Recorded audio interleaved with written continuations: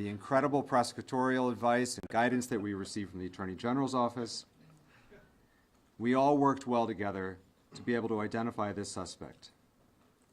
I know we will have a lot of questions still, and we will continue to work to get those answers. But it is a great honor for me to turn this over to our Chief of Police, Colonel Oscar Perez, and I will say on behalf of the people of Providence, we owe him and every member of the Providence Police Department the deepest debt of gratitude. Colonel? Thank you very much, Mayor. Well, first and foremost, I want to offer my deepest condolences to the families, the victims. It was for them that this work was put together to make sure that they get the justice that they deserve and to ensure that this person was held accountable. Second thing I'll tell you is that I'm extremely proud of this department, actually the officers, the detectives, the Real-Time Crime Center, the Community Response Team, the Intelligence Division, the Narcotics Division, the Task Force. This past Saturday, as you all know, December 13, Providence Police Department and Brown University Police Department responded to this horrific tragedy at Brown University 184 Hope. Our officers were there within minutes. That same day, Providence police detectives immediately went to work. Looking for video footage to see who this individual was and who was responsible. A person of interest was identified from that video footage.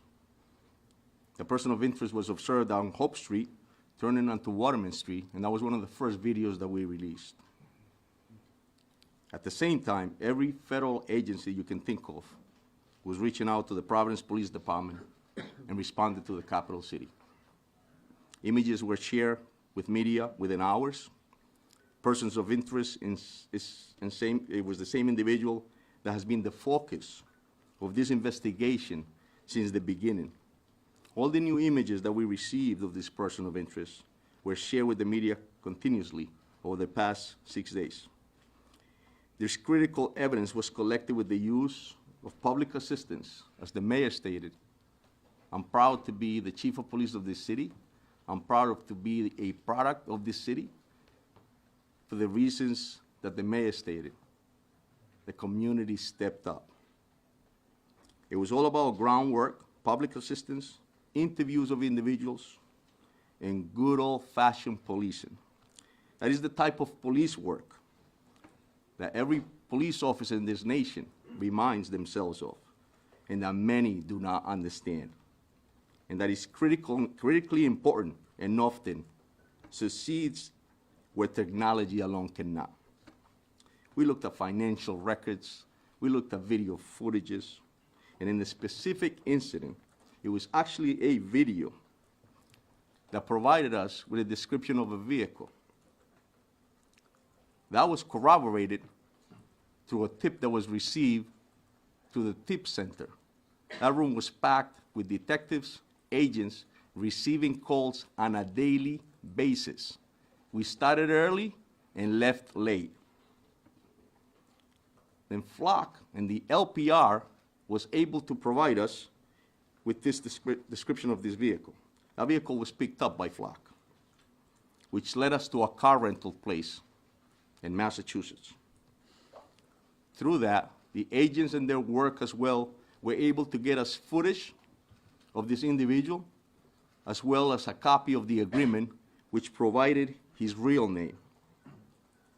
The video of that subject matched the description of that person of interest that this police department was desperate to put handcuffs on. An individual was identified as Claudio Neves Valenti, date of birth, and he was a 48-year-old man. He was a Brown student, he was a Portuguese national, and his last known address was in Miami, Florida. And I will tell you that he took his own life tonight. We have members of the Providence Police Department up in Salem, New Hampshire, and we also have the BCI unit.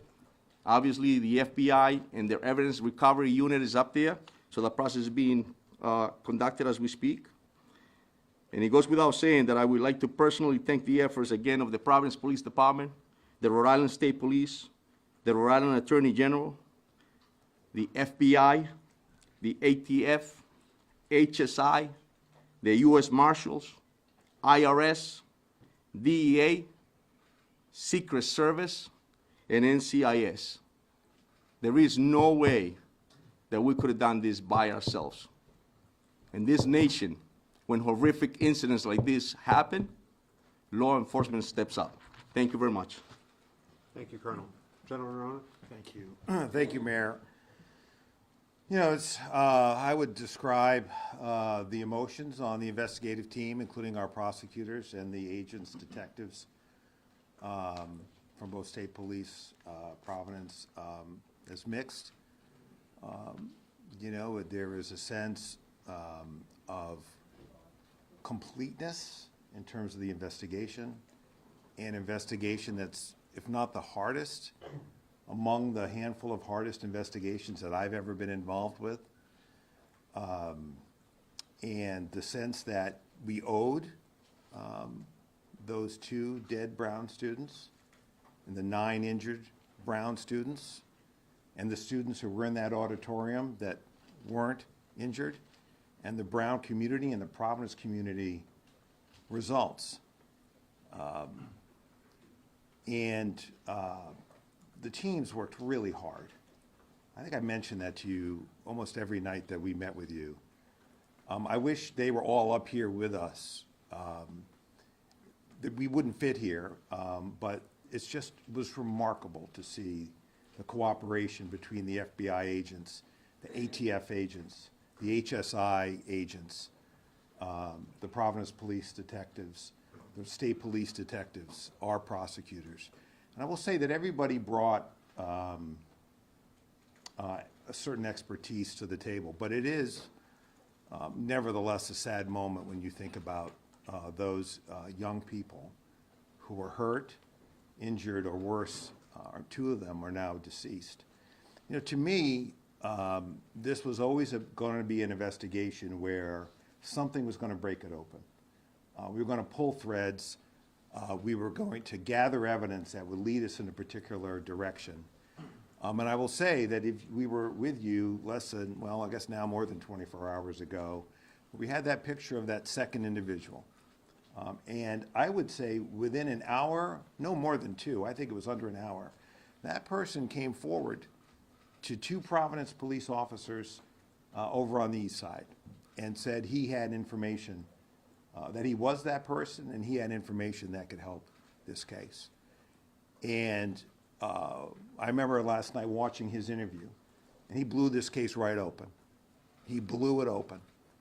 And that's how these cases sometimes go. You can feel like you're not making a lot of progress. You can feel like you're chasing leads and they don't work out.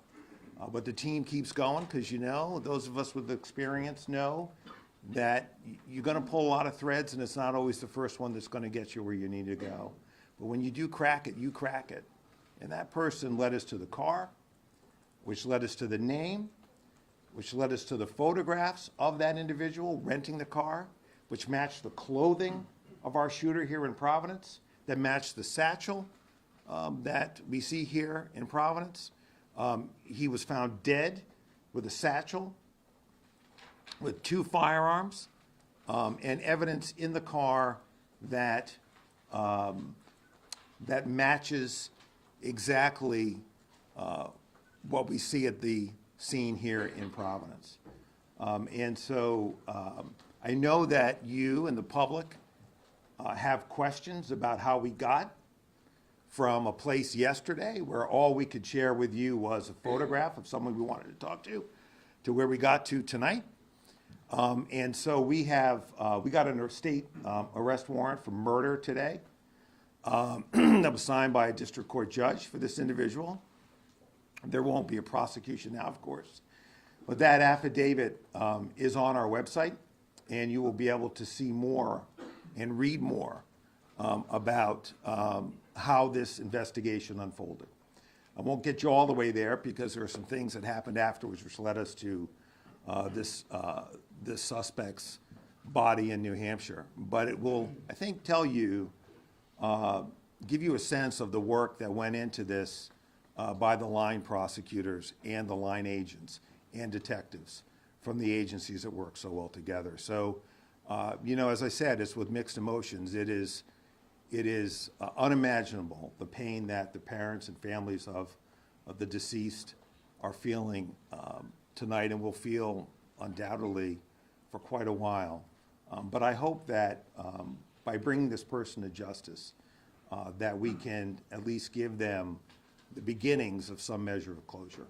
And I want to thank you all for your patience with me when I got a little testy with some of you.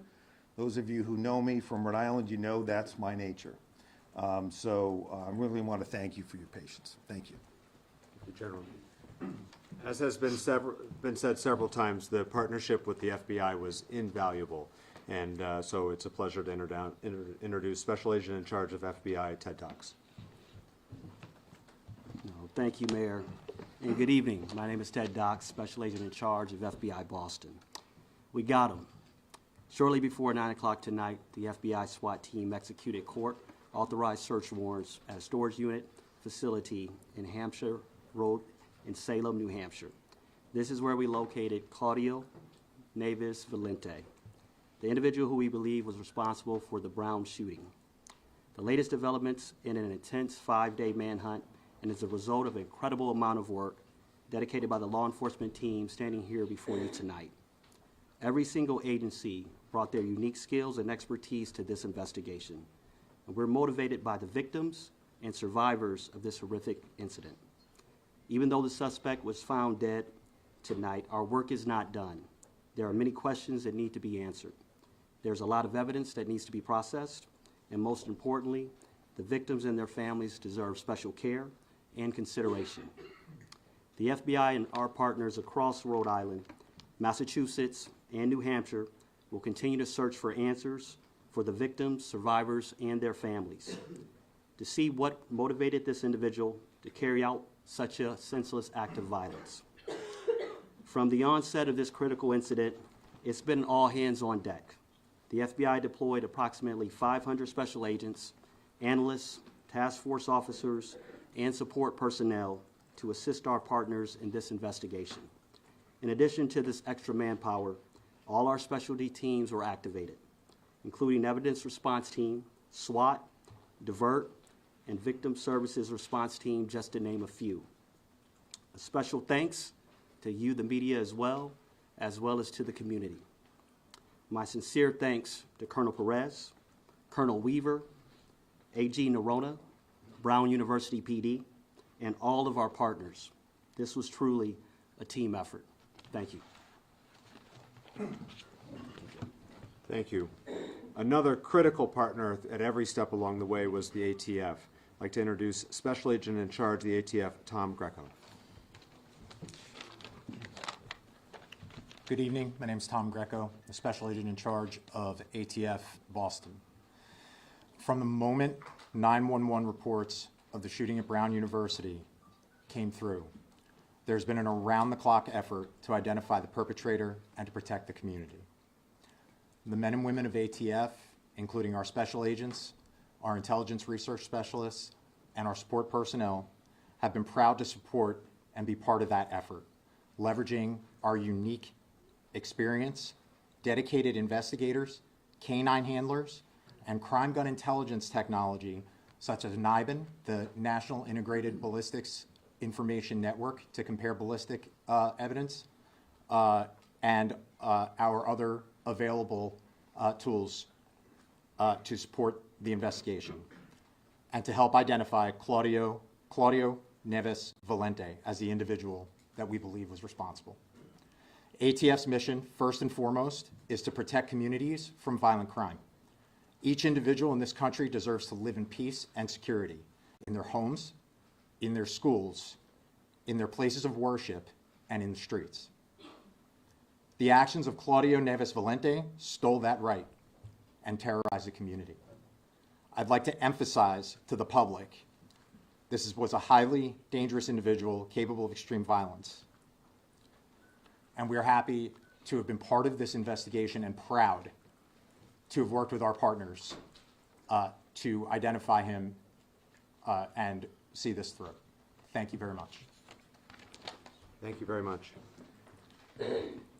From the very outset on Saturday, from our first press conference in the fire station to today, Rhode Island Governor Dan McKee has been by Providence's side every step of the way. The City of Providence is incredibly grateful for the governor's support, the state police, not just their assistance with the investigation, but in supporting the broader community. It's a pleasure to introduce Governor Dan McKee. Thanks, Mayor, and clearly your staff, I feel the same way with the team that you have, that we were happily able to assist. And as a former mayor, many of here in the audience know that I've been a mayor, some don't, but I empathize and sympathize with the position that you were in and the fact that you needed people to follow the lead of the Providence Police and to partner in with some extraordinary people, whether it's with the FBI or the ATF, and of course our state police as well. From the very beginning, my thoughts as a dad was with the families who suffered from the shooting. The unthinkable happened in our state. The unthinkable happened in Providence. The unthinkable happened at Brown University. And we're going to be forever changed. But our commitment from the state level is to continue to support Providence, Brown, and the people of the state of Rhode Island in the recovery. That's going to take a great deal of time. But I do say this. The professionalism that I saw in the law enforcement should make everyone that lives in our state and beyond our borders feel very safe. These things happen, but it requires some professional help and law enforcement to bring it to the conclusion that we've been able to bring it to. So, Colonel, thank you, everybody involved. And again, we will stand with Providence and Brown University and the people of the state of Rhode Island to provide the help that will be needed in the recovery in a trauma like this. Thank you, Governor. Throughout the year, the Rhode Island State Police is an incredible partner to Providence, but during this investigation, their support was invaluable. I introduce Colonel of the State Police, Colonel Weaver.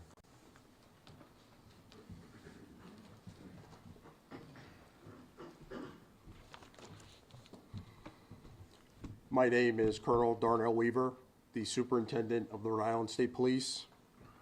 I want to begin by recognizing the excellent and exceptional efforts of the Providence Police Department and Colonel Oscar Perez. From the very first moments of this investigation, the Providence Police Department has worked collaboratively and relentlessly day and night on this investigation while protecting our capital city. Their detectives followed facts, developed evidence, and pursued every credible lead. Colonel Perez's leadership has been steady and decisive, focused on identifying the person responsible for this tragedy. As always, our troopers stepped up, working shoulder to shoulder with the Providence Police and our local, state, and federal partners. I want to give particular recognition to our detectives, whose diligence and dedication contributed to this investigation. Our detectives and division leadership operated as a unified team, sharing intelligence, resources, and expertise. This has truly been an all-hands-on-deck investigation, as virtually every trooper has taken extra shifts to help support the efforts in Providence, and I have never been prouder to be a member of the Rhode Island State Police. This year marks the 100th anniversary of the Rhode Island State Police, and this case stands out among one of the most challenging in our state's history. The sheer volume of digital evidence, the complexity of the investigation, and the intense public interest played an extraordinary demands on everyone involved. Despite that pressure, investigators remain disciplined, methodical, and focused on facts. We are grateful for the assistance of the public, particularly those who shared our information, provided tips, and gave us doorbell camera footage and access to their property. We are also thankful for the ongoing support of Rhode Islanders. We know that you have been with us through this entire investigation. I also want to be very clear about something else. Criminal investigations are grounded in evidence, not speculation or online commentary. The endless barrage of misinformation, disinformation, rumors, leaks, and clickbait were not helpful in this investigation. Distractions and unfounded criticisms do not support this work. They complicate it and threaten to undermine the justice we seek for the victims and the grieving families. Despite these challenges, good police work prevailed, and we have lessons that we can bring forward from these long days ahead. To the Brown University community and the people of Rhode Island, be assured that this case reflects the law enforcement community and what we are capable of, and that we are committed to this state. We will continue to support the victims and the broader community as the healing continues. Thank you. Thank you, Colonel. Providence is so proud to be home to Brown University, and we are committed to working together with them in the future as they help heal their community as we do our broader Providence community. We continue to give condolences to the deceased and our prayers to those who are recovering. The leader of Brown has been a great partner through this whole process. I'd like to introduce President Christina Paxson from Brown University. Thank you. You know, nothing can really fully bring closure to the lives that have been shattered over the past week, but this may allow our community to move forward and begin a path of repair and recovery and healing. I want to thank the dedicated law enforcement agencies that have worked so tirelessly on this case, really around the clock, as well as our neighbors and others who participated in giving tips and helping with the investigation. We hope that this outcome tonight brings an increased sense of safety for our community at Brown and in the surrounding area. This has been a period of great fear and anxiety for many people, and now perhaps some form of relief. Truly, this week has been devastating for our community in a number of ways, including the experiences that members of our community have had with being targeted by online rumors and accusations. And I hope that this development also means an end to this truly troubling activity. So we remain focused on the safety and security of our community and in support for the victims of this senseless violence. Now, we know the public and our own Brown community members will want to know more about the individual now identified by law enforcement as the suspect in last weekend's shooting. And we can confirm the following to the best of our knowledge, based on our review in the very short time since law enforcement authorities made us aware of this development. And we provided this information to law enforcement as they build their case and wrap up the investigation. So Claudia Manuel Neves Valente was enrolled at Brown from the fall of 2000 to the spring of 2001. He was admitted to Brown's graduate school to study in the Master's of Science PhD program in physics, beginning on September 1st, 2000. And he took a leave of absence effective April 2001 before formally withdrawing effective July 31st, 2003. During his time at Brown, Nueves Valente was enrolled only in physics classes. The majority of physics classes at Brown have always been held within the Barris and Hawley classrooms and labs. Now, detailed records indicating where specific courses were held don't extend back to 2001.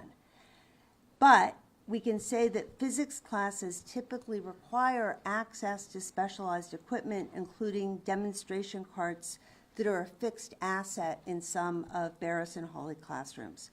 So I think it's safe to assume that this man, when he was a student, spent a great deal of time in that building for classes and other activities as a PhD student in physics.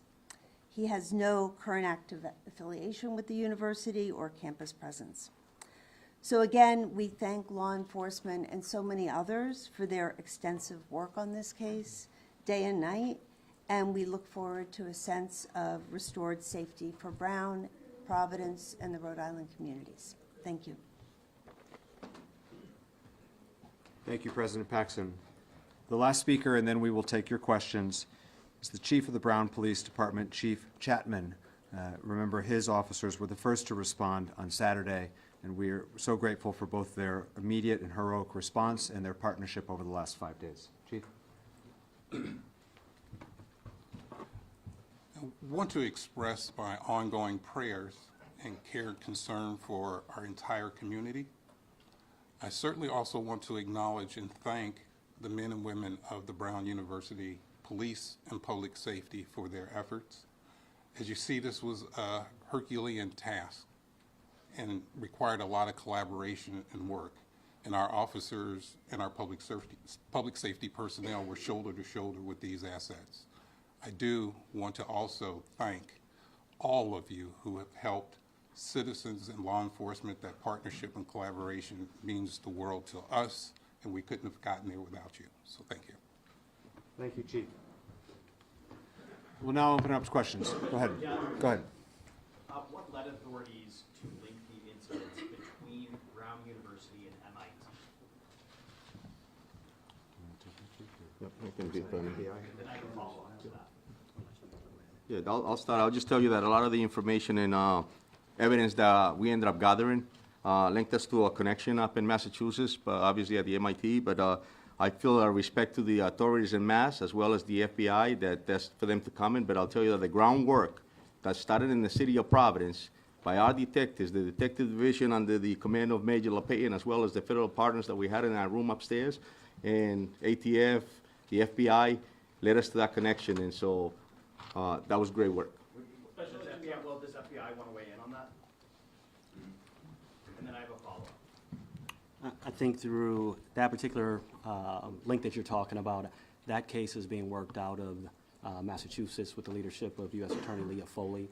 I believe that they're having a press conference today as well, where they'll reveal more to the general public at that time. I'd be remiss to start and kind of talk on this, to let them kind of had first dibs to kind of be the ones to tell the public about those particular links.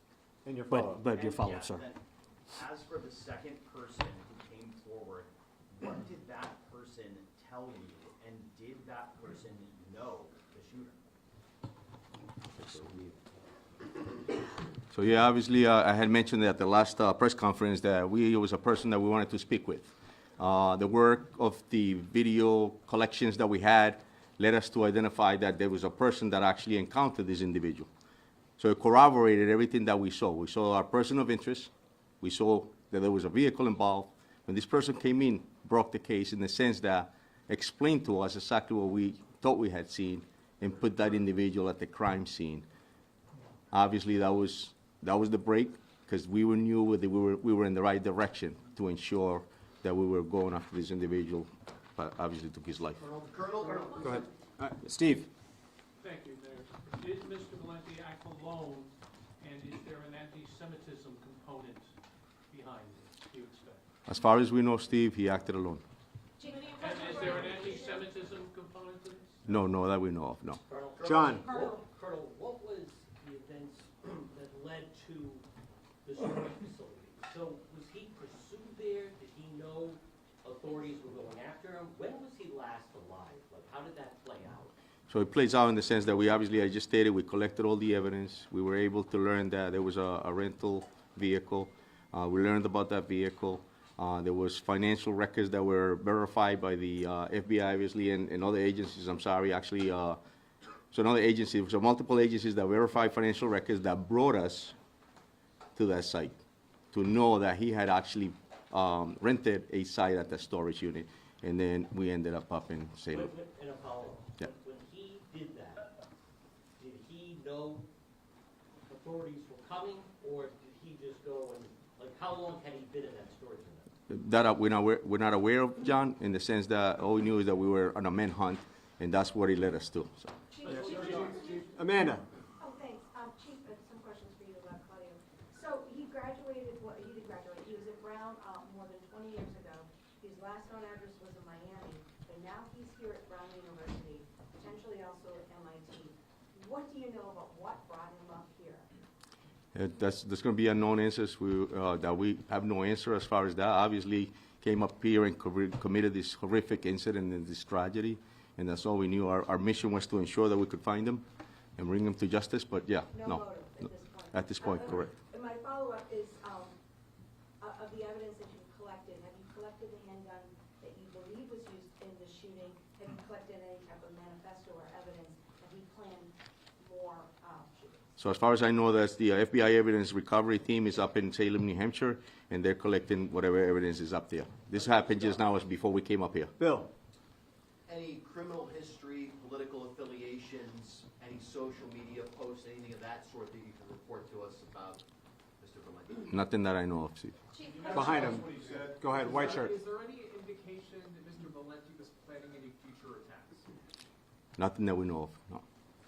In the way back. Special Agent Docs, can you also tell us if the connection, I know you said you can't talk too much about the MIT, but the fact that it was a physics professor at MIT and in the physics building and he was studying physics, have you tied all that up, and does that lead, why target one person in Massachusetts and then a whole class here in Providence? Yes, it is true that Mr. Valente was a physics student.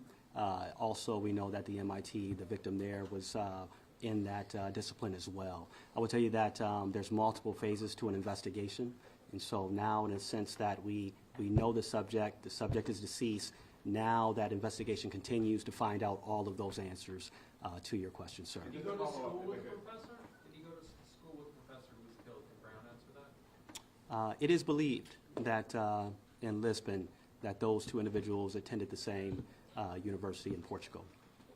You have a follow-up in the back. En español, si nos pudiera decir también unas palabras, ya sea ahorita o Muy poquito. Go for it. But,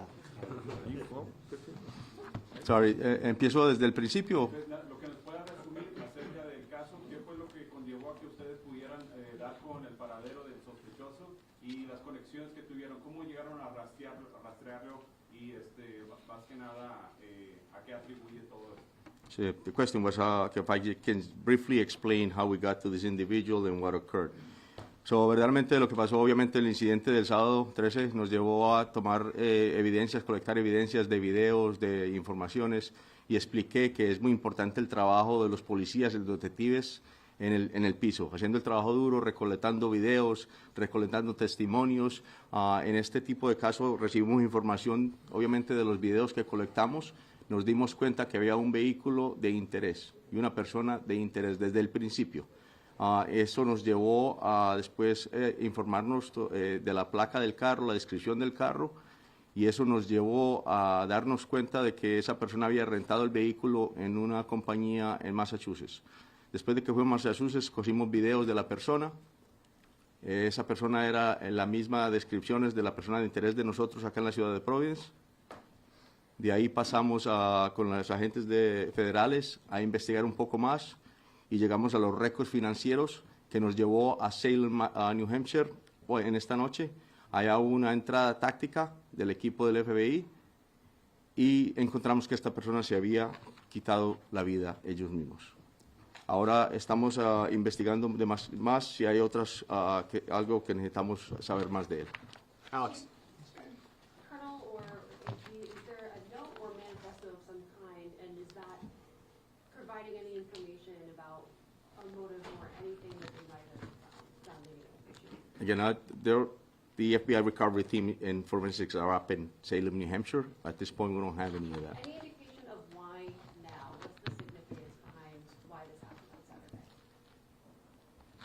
That we don't know.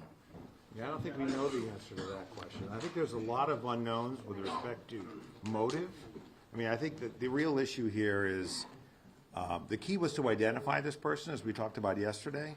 I think there are other answers that are coming, but, once we were able to identify him, thanks to that individual who came forward, who led us to a plate, which led us to a rental car, which led us to that he rented that car in his own name, that really broke the case open. But in terms of why Brown, I think that is a mystery. I think there may be something going on in Massachusetts that I'm not fully familiar with because we're working this angle, but I think the Massachusetts authorities may be able to share that. Yeah, I don't think we have any idea why now or why Brown, why these students, why this classroom. That is really unknown to us, and it may become clear.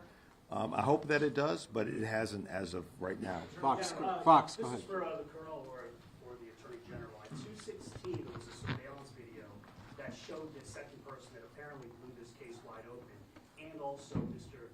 Valente. You see them disappear behind bushes. Was this second person following the shooter? Did he recognize him and confront him? What was that interaction like? And I have a follow-up.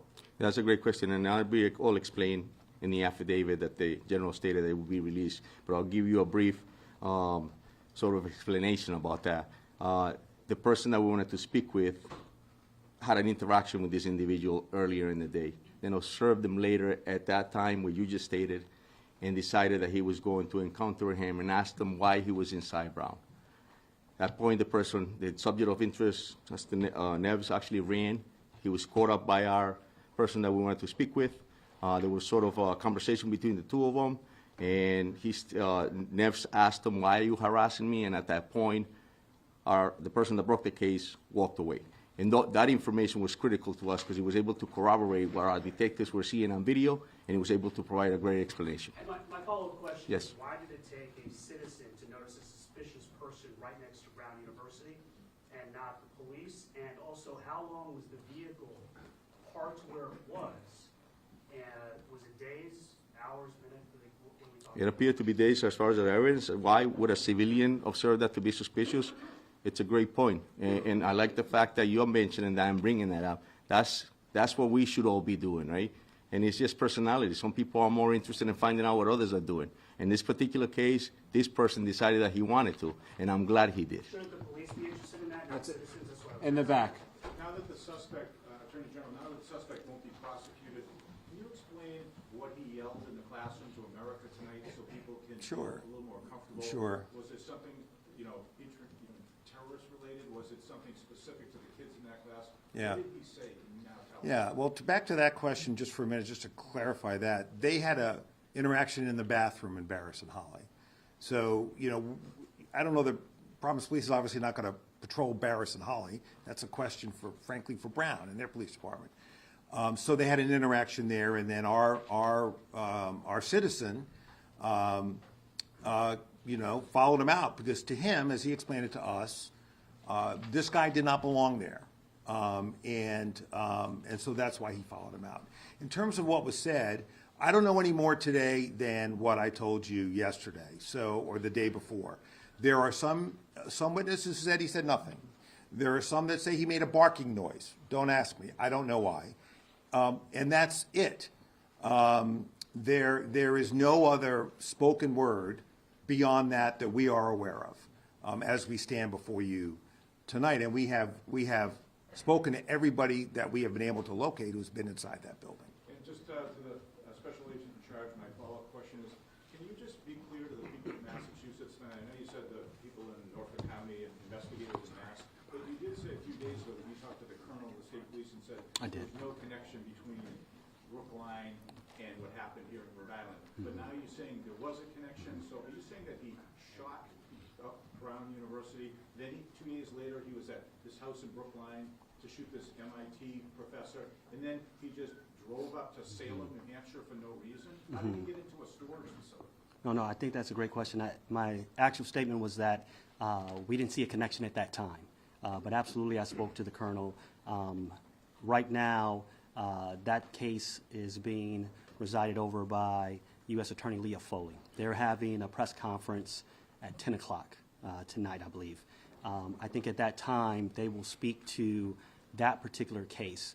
I would be getting a little bit ahead of my skis if I spoke to that case without consultation with Leah Foley and her team, as we've been in the trenches working this up to the minute today, sir. I guess 2 days ago, you didn't know they were connected. Now you're saying they appear to be. Yes, and that's how cases often go.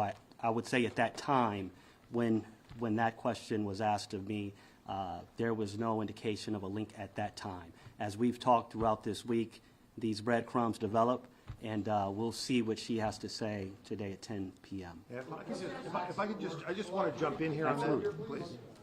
I just want to jump in here on that because it's a good question. It's an important one.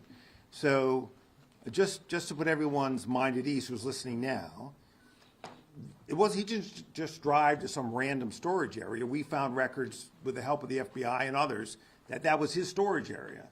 So he rented a car in Boston. He drove it. We were able to find that car in New Hampshire. We were able to find evidence in the car from looking at it from the outside that connected this individual to our crime scene here in Rhode Island. We were able to find visual evidence of him inside that storage facility, which, in my judgment, matches him to the Massachusetts scene. So you'll hear more, as the special agent said, but there is no question that was his storage unit, that he had a particular car, that we found that car because of this citizen coming forward and giving us a description of the car, and then our individual who came forward, we knew he was telling the truth because we could see it on the videotape. And so that was a series of things that broke this case, and that led us to Salem, where the suspect was found dead. Steph. Steph. Believed to be living in Miami. Did he fly here at some point? How long was he in Providence for, and when did he obtain the guns? Go ahead. Yeah, he did, like I said, it'll be in the affidavit, but he did fly into Providence, I believe, early October, I believe. That's the right date. And what was the other question? I'm sorry, Steph. And did he buy the guns here, or did he get the guns? So I'm sorry, I can't answer. Yeah. We don't know the answer to that, Steph, as we stand here right now. Okay, you can't fly with them, so assuming he got them sometime after he arrived? Well, that's possible. What we do know is that he was moving around New England in that October, November, and December area. You remember, we just we know that there's a body in New Hampshire. We know that there are guns at the scene. It still remains to be examined, comparing those guns to the ballistics evidence we have in Rhode Island, and I imagine they'll do that in Massachusetts, but again, that's somebody else's investigation. And then, of course, we want to make sure that we match the DNA. But we are 100% confident that this is our target, and that this case is closed from a perspective of pursuing people involved. And Steph, just to add, I think Special Agent Doc stated, obviously we didn't know who he was. And so it's very difficult to know what a person did prior without any knowledge of who that person is. Dan. Can I just ask Special Agent this question? It sounds like from everything everybody's saying that the person who came forward to speak to you is kind of a hero in this story in a lot of ways. Absolutely. We know that there's a $50,000 reward. Did he get the reward? You know, I will say that in this particular situation, that individual will likely get absolutely some aspect out of that award. We've had a lot of other tips, I will tell you as well, that have come in from the public. And so I don't deal typically with the distribution of those rewards. But I mean, it would be logical to think that absolutely that individual would be entitled to some of that reward. Yes, sir. Second row, red shirt. Go ahead. Yeah, you. Thank you. Fox News Digital, do we know when or how the suspects left Providence? For the Crown. Well, we know he left Providence and committed a homicide in another state. On that, but we don't know. I'm sorry. How did he leave? No, so do we know when he left Providence? Yeah, when he left. That's what as far as we know, that he left, but we didn't. I believe his last activity was obviously when we found out he was in another state committing another crime. Pat. Pat Ford, Coalition Radio. I'll throw this out to all of you, with particular regards to the Brown University president. A recurring theme for the last few days has been an outreach, ultimately successful, to the people of Rhode Island and people of New England to track this individual down, while at the same time, you've got this sort of passive-aggressive criticism of individuals who are being actively asked to engage via social media, who are wildly spreading rumors, some of which couldn't have possibly emanated anywhere than law enforcement. And I do have a follow-up. So would anyone like to respond to that? I mean, it's kind of condescending to a lot of people. I know, Governor, if you're confused, that's not uncommon. But the... All right, that's uncalled for. We're moving on. Current. No, current. Came forward with the case-breaking tip. Was that information originally posted online, or was that person encouraged to come forward based on what people online have told? Correct. There was a tip that was placed online, and obviously we were doing our due diligence to find out who that tipster was. And then we were able to identify this person who we wanted to speak with, and then we learned that that person was actually the same person that put the tip on that up that you're speaking about. Brian. The sorry? images... That person lived in the area? It was the same person that we brought into the police station to speak with. The images Brian. that you showed at the beginning, where you can see Mr. Valente's face, where were those images taken from? They were taken from the car rental business place that we learned So about. none of them were at Brown? No. President Paxton, if you could, the situation is described that you had the suspected gunman and this other person had an encounter in the engineering building hours before the shooting. I had been told by an employee that there had been concerns raised at Brown previously about people getting in the building. Have you heard those, and was anything done to address those concerns about people getting into the building? Yeah, I mean, that's a really good question. I think we're going to have to look back and say, you know, we don't know how this person got in. We don't know when they came in. We do know that the building was unlocked that day for exams, and that's something we're going to have to look Had you heard into. concerns from staff members in the past I about have security at the not building? personally heard concerns, but, yeah. Dan. President Paxton, Dan Janey from NBC 10. I want to go back to the question I asked you Saturday night when I first arrived on the scene. There were no cameras in this building. And law enforcement, some that are standing up behind you, have said if Brown had cameras in that part of the building, we would have gotten this guy. And it may have stopped this swirling action. Can you answer that question for me? Well, I don't think we have said the locations of cameras at Brown. But there's no cameras in that building because why would they take it from a rental car agency? We have 1,200 cameras at Brown. But not in that building. We have some in that building. It's a large complex. And I think what you would see is the video evidence in this case, from my perspective, I'm not a law enforcement agent, has been incredibly helpful.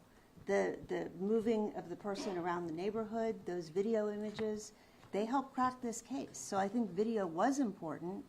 And as the Attorney General explained at a recent press conference, this individual was not spending his time on the Brown campus.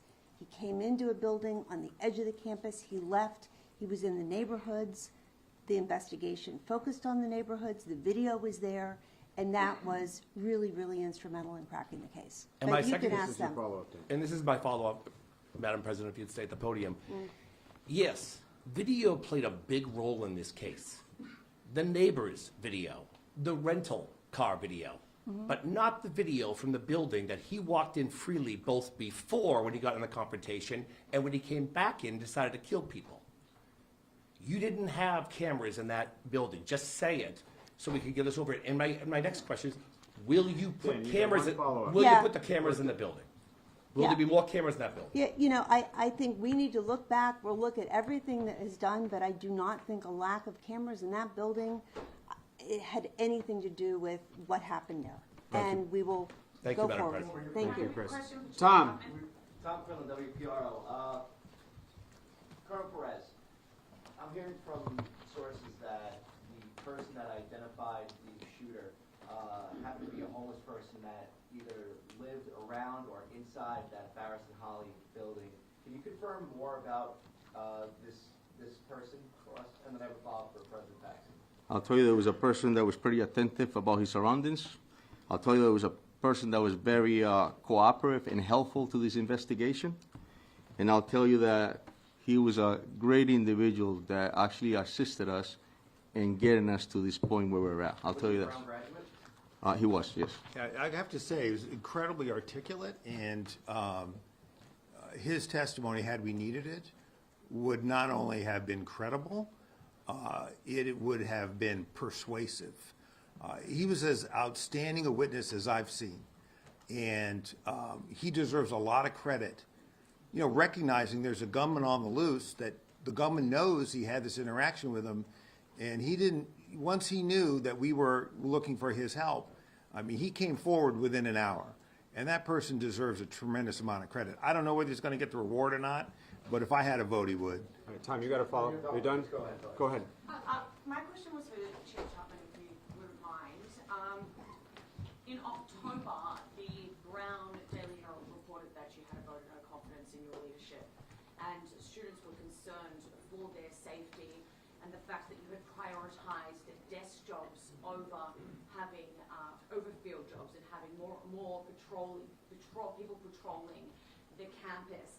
Now, in light of this, do you accept any kind of responsibility for this? And now that we've given these prior warnings, are you going to reevaluate how the Brown police operate in the future now, so this doesn't happen again and these students can feel more safe on campus when they return? Great. So as I stated earlier, I'm profoundly proud of the men and women of public safety and profoundly proud of our police department. We will continue with the heroic work that they've done and continue to work side by side with our partners. And everything else that comes with that is a continual effort to do what is best for the safety and security of our campus. But will you reassess how the people are allocated within your department? Every single day, we work and endeavor to keep our campus safe, whatever that entails and all that entails. In the back. Yes, thank you. I was wondering, maybe this is a question for the Colonel. Can you talk about, you said that 2 weapons were found in Valente's car.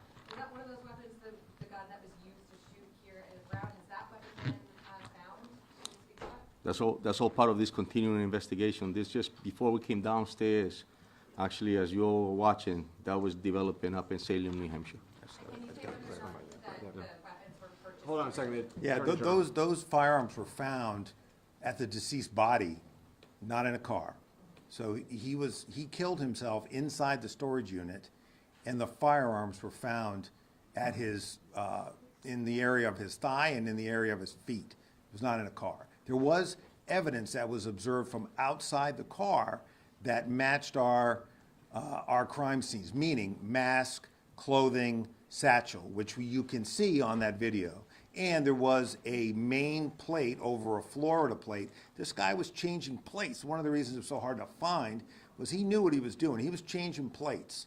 And so, that's why the collective work of following and finding this car was made more difficult, because this guy was changing plates. So we got a main plate and we got a Florida plate on the same car in New Hampshire.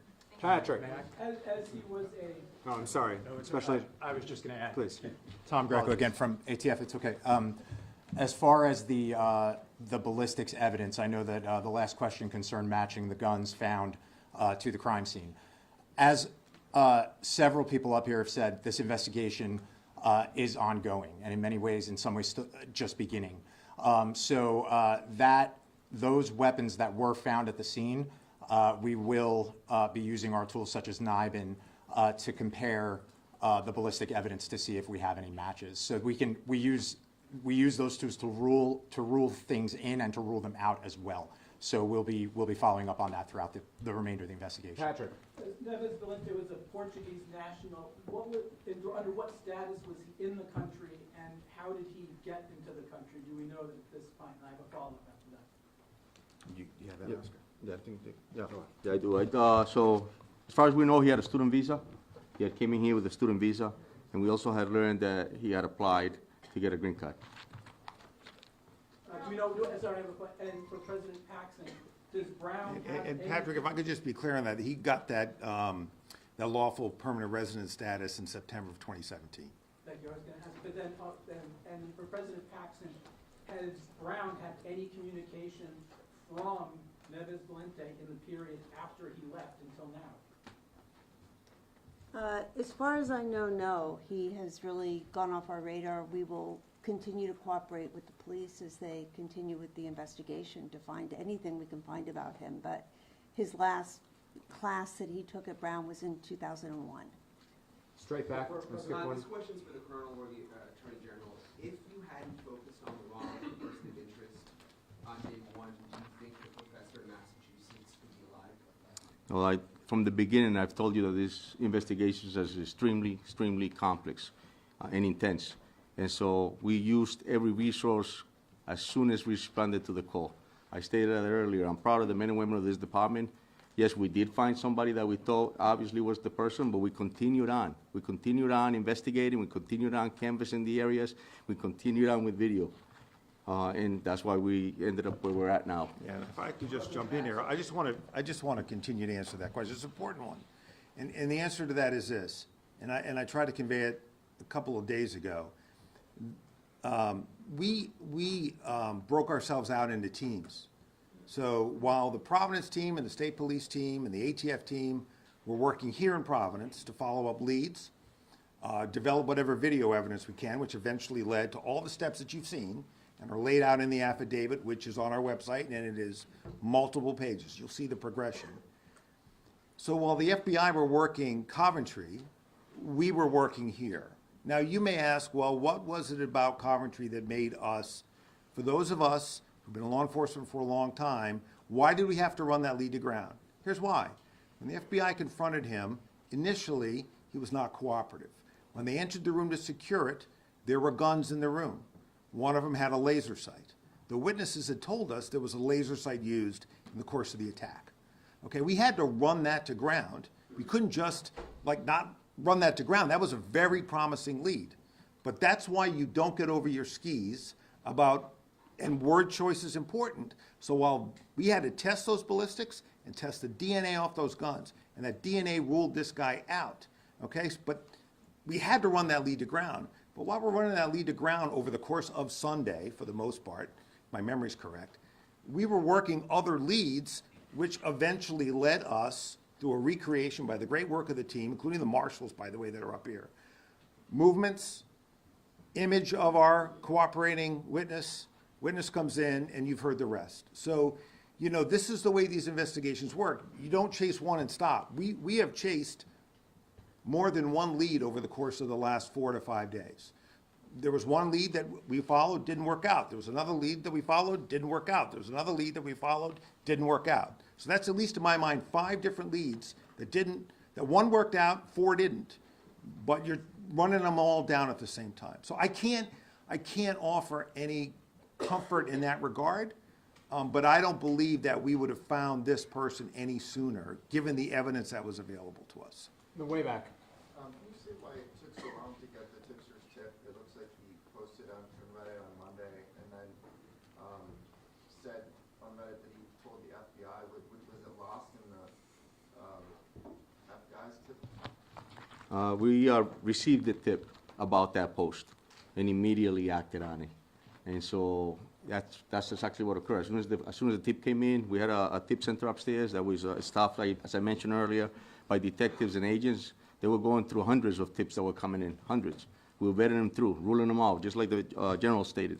We were making sure that whatever came in, we checked it to his entire, to ensure that we weren't missing anything. And so when we got to that tip, obviously, it led us to that person I wanted to speak with, and I told you the rest earlier. So. Yeah, and I just want to complete that too, because this is important. This person had to come forward. That's why we put the picture out. Once we put the picture out, he came forward, right? But we didn't know who that person was. We knew about what was on Reddit, but we didn't know who that person was.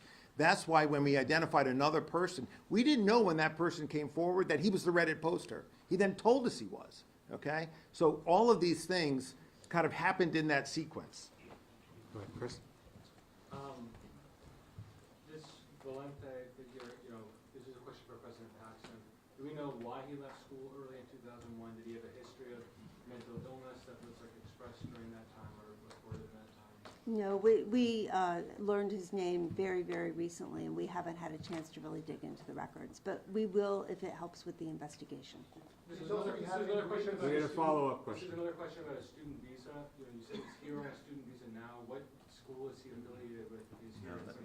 General, Yeah, so he's not here on a student visa now. He was initially, and then he applied for and received lawful permanent resident status in September of 2017.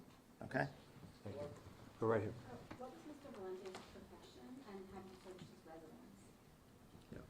Again, as I stated earlier, we just identified who obviously that person, and this developed pretty quickly. So that's all part of the investigation that's coming. And can you talk about, was there any interaction between him and law enforcement before he died? No, not that we know. I have a follow-up to her. There you And go. that is, do you know any associates of his family members, friends, roommates, and if there are any in the United States, did any of them come forward through the process of this investigation? No, not at this time. This evolved extremely quickly. We've been at this for 6 days. And so here we are, and we now identify who the person is. We're about to make an apprehension. As I stated earlier, he took his own life, but that's all part of the investigation that will continue about him. Go ahead. Okay, so for President Paxson, Chief Farrow said he had no known criminal history that you know of. You were asked about possible mental illness while he was here. When he was at Brown, did he have any grievances, disputes with anyone, any problems, any disciplinary issues, any problems at all that were documented? Not that we know of at this point. I mean, again, these are very, very old records, you have to understand. We learned about this very recently. And I think going forward, as we want to learn more, we will cooperate with the investigation to give them the information they need. Go ahead, in the white shirt. Hi, Brittany, WCBB. This question is for Colonel Perez.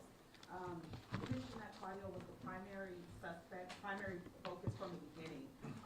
If that's the case, can you elaborate more on why there was someone else detained initially, and the lead that led you to that person to being detained initially, if Claudio was the primary focus from the beginning? Yeah, so. And I have a follow-up. Sure, Brittany. Great question. So we have received a tip about that first person. We have received a tip about him wanting to get a permit to carry a firearm. And so that led us to also learn that he was a person who potentially could be, it was just where he was denied, and then he went to another department, and the descriptions led us there. So we had it vetted through. Obviously, the FBI responded, followed through that whole tip, ended up finding the person, taking him to custody, finding him with 2 firearms, with a laser. And so it took a while for us to be able to rule him out. But it was a tip that came in. And as I stated earlier, as soon as the call came in, it was all hands on deck. And there was nothing that we were just going to say that is not anything that have to do with it, with this case. Obviously, we wanted to make an apprehension, and we went after that. So.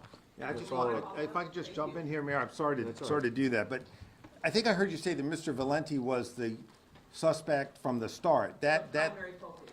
No, he became their primary focus yesterday at around this time. This name was not known to us until yesterday. So when our cooperator came in last night, we were able to track the car, get the name, and then we were in the position of, today, do we push that name out so that you can help us find this guy? Or do we think we know where he is? And so that was the balance. That was that back and forth analysis in our minds, collective investigative team minds, was going on today. But his name did not come to us until yesterday. As I said yesterday, until you have the name, which we did not have until yesterday, after our press conference together, that's when this thing heated up. As soon as you have a name, I believe you can find anybody in this country. And the fact that this team was able to do it in around 24 hours, I think is a tribute to them, their hard work, around the clock, to do exactly what we have been talking about doing, which is how long is it going to take? And it took, roughly 5 days. And that's a tribute to them. Brittany, if I could just clarify further on that. So what I meant, obviously, it was that the image that we released within hours of that person of interest that was walking on Waterman Avenue around the corner, that was sent out within minutes. That became a primary focus of the investigation, that person of interest. Yes. If I may, my Please. follow-up. I believe it said the last address for Valenti was in Miami. Correct. Have law enforcement in Miami been notified? Are they searching this last address for any potential evidence? No, Brittany, absolutely. Yes, that address, I believe, was one that predicated in 2001. And so absolutely, the law enforcement agencies, both federal and local, were notified of that. They also went to that residence as well, also talked to the individuals that was at that particular residence to see if they had any type of connections or associations with Valenti. Thank you. Absolutely. In the way back. Question for Coronel Perez, I'm sorry. For Univision in Spanish, you can please. What's next? Do you have any leads on the motives? Como acaba de preguntar la colega, ya registraron la vivienda en la Florida. ¿Qué es lo que viene ahora? Si es que saben cuál fue su motivo para matar a esta persona. Sí, vamos a seguir. So the question was, what's next, right? What are we going to do next? And so la respuesta es que vamos a seguir, obviamente, trabajando con las organizaciones federales y también entre nosotros buscando esa inteligencia de quién es esa persona, qué motivo lo trajo aquí a la ciudad de Providence a cometer esta tragedia, este incidente. Pero eso va a tomar tiempo verdaderamente y vamos a tener que averiguar más para ver qué fue el motivo que llegó a esta ciudad. ¿Tienen alguna pista de qué podría haber sido? ¿Qué es lo que van a estar buscando ahora? No, hasta el momento no. Esto obviamente, como les acabo de explicar ahorita, lo identificamos hace poco. Go ahead. Right there. What brought investigators specifically to New Hampshire? Does this person have a connection to New Hampshire? I know you said that the storage unit was in DC. So it was the financial records that the federal agency followed through the investigation that led us to learn that this person had rented there, so a storage unit. And so we responded immediately, and we found that the vehicle that we were looking for of interest was parked there. Just one follow-up here. Kate, go ahead. Chief, can you speak a little bit more to that, again, identification of the vehicle of interest and the person who did that? And as you said, there was video captured. Walk us through that aspect of this. Was this the witness who provided to you the vehicle? Can you walk us through how that vehicle of interest entered the investigation? And then I have a follow-up. Correct, yeah, it was part of the tip that was posted actually, and then also the tipster had called and had stated that this individual had a fob and was trying to enter a vehicle that was parked on Benevolent. And so because of that, we obviously knew there was a vehicle and there was a description of a vehicle. When we brought him in, he collaborated further on that vehicle.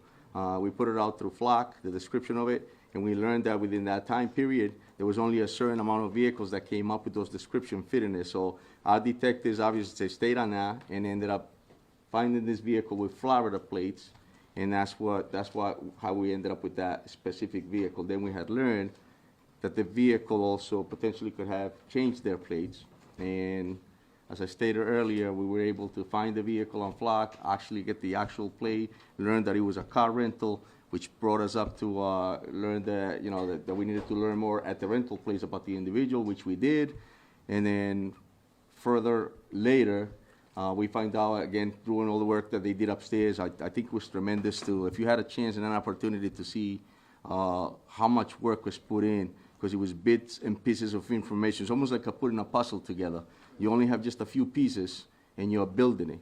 And that, later on, led us with the financial records to learn that he rented a storage unit in New Hampshire, and that's why we ended up. Kate, your follow-up. To that one for the Chief or the Attorney General. You mentioned, again, weighing that public interest versus the information that was available to law enforcement at the time, as this person, again, considered armed and potentially dangerous, was out there. The Chief just spoke to license plates changing on a variety of moments, if you will. But was it too fast-moving? Talk to us about weighing again that providing information to the public with an armed and dangerous individual and vehicle use that involved multiple license plates and your decision not to sort of real-time inform the public of it. Yeah, so we knew last night, who this guy was and that he had rented a car in Boston. So the question becomes, is he going to return the car to Boston? We got information he might return it to Connecticut. He didn't return it at all. But when we thought he might be returning it to the information, to the locations, we wanted to try to take him without him knowing we were coming. As soon as his name gets out there, he is going to be even more in the wind. And so the question becomes, if you think you might know where he is, right? Eventually you find the storage unit, right? So you're following that up. But initially you think he might return the car to Boston on Atlantic Avenue, I believe, or in Connecticut, perhaps to board a flight somewhere. You're weighing, can I take this guy because we know where he's going to be, and not alert him that we're coming. And so I would say this afternoon, we were going back and forth on that. But as the FBI and the ATF and our other partners, Providence Police, State Police, developed evidence as to where he was, ultimately in New Hampshire, we decided to pursue to that location. And there we found the car with those multiple plates that we were looking for, a Florida plate and a Maine plate on top of it. Right there, go ahead. That DNA evidence, where was that tested, and also the firearms examinations? We've had some trouble with the state lab here. Where were those? I just wanted to touch real quick, and I know ATF is going to be able to answer you that, but that's a great question, Mark. And the reason for that is because when the incident first happened, it was our BCI unit that responded and collected that DNA and protected the integrity of that DNA and sent it out. Thank you. The evidence collected, the DNA and the firearms were sent to the Connecticut State Police Lab. They had the best local capabilities to handle that type of evidence and do those type of examinations. Mark, do you have a follow-up? You're good. Thank you. Wheeler, go ahead. So is there an understanding of how he got to get the rental car in Boston, or what his movements were in the days and weeks before the shooting? So if there's an understanding how he got to Boston to rent the car, is that? Yeah, like where was he in the days and the weeks before this? Yeah, so we're not sure about that, obviously, because we all started acting on this investigation when the incident happened, and that's when we started to follow through to learn more about it. So. And remember, we didn't have his name until last night, so I think we'll know more about his movements as we're able to track that name. But the critical thing was, once we knew his name, was where is he right now? Certainly, going backwards, we're going to want to know how he got into the country, when he got here, and all that. But today's mission was get him off the streets where he poses a danger to Rhode Islanders and ultimately the people of New England. How close was law enforcement to him when he took his own life? Were they closing in on him? Were they minutes away, seconds away from him? Yeah, I don't think we know that yet. I mean, I think there will have to be a autopsy done to figure out when he took his life. What we do know is that he signed into that place, but we didn't see him coming out. So I would say at that point, I think, the instinct, at least that I had, was that he had taken his own life. But certainly, if he came out, he would have been arrested. I mean, he was, that site had been secured by the FBI.